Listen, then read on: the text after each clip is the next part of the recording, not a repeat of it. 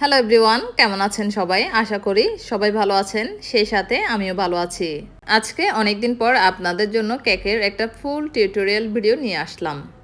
এই কেকটার শুরুতে আমি কেকটা ভালোভাবে ক্রাম কোট করে নিয়েছিলাম। ক্রাম কোট করে আমি কিছু ঘন্টা ফ্রিজে রেখেছিলাম। এরপর কেকের মধ্যে আমি ভালোভাবে ক্রিম লাগিয়ে নিচ্ছি। আপনারা দেখতেছেন আমি ছোট একটা প্যালেট নাইফের সাহায্যে ক্রিম লাগাচ্ছি।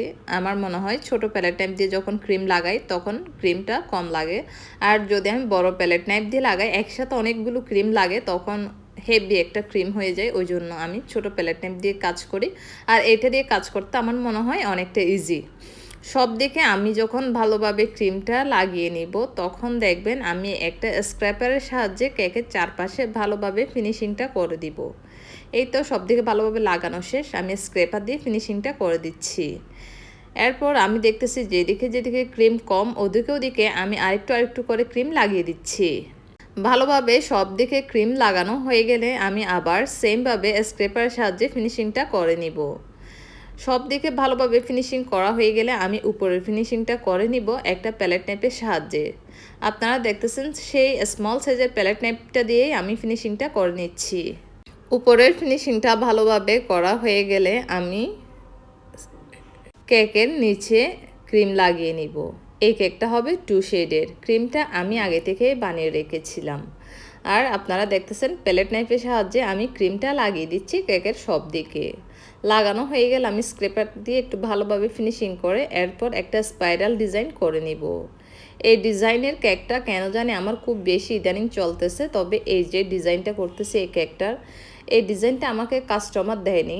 এরপর আমার কেন জানি এই কেকটা বানাতে ইচ্ছে করছিল, তাই আমি এই ডিজাইনটা নিজে করে দিলাম। আর আমি এখানে যে একটা ডল বসাবো আপনারা দেখবেন, রিসেন্ট এই ডলের কয়েকটা কেক কিন্তু আমি ফেসবুকে দেখেছি, মূলত ওই জন্যই করা। ডলটা অনেক বেশি কিউট ছিল ওই জন্য। আর এই যে টুটির কেকের সবচেয়ে রিস্ক যে টাইমটা, এটা হচ্ছে একটার উপর একটা বসানো। আমি এই তো একটার উপর একটা খুব ইজিলি বসিয়ে নিলাম। তবে এখানে একটা কিন্তু হ্যাক আছে, এটা আপনারা খেয়াল করেছেন। এটা আমি একটা মাঝখানে স্ট্র দিয়েছি। মাঝখানে স্ট্র দিয়ে যদি আপনি তুলেন খুব ইজিলি তুলে নিয়ে আরেকটা কেকের উপর বসিয়ে দিতে পারবেন। আর অনেকে করে কি দুইটা প্যালেট নাইফ দিয়ে একসাথে বসে, এটা আমার একটু আনইজি লাগে, ভালো লাগে না।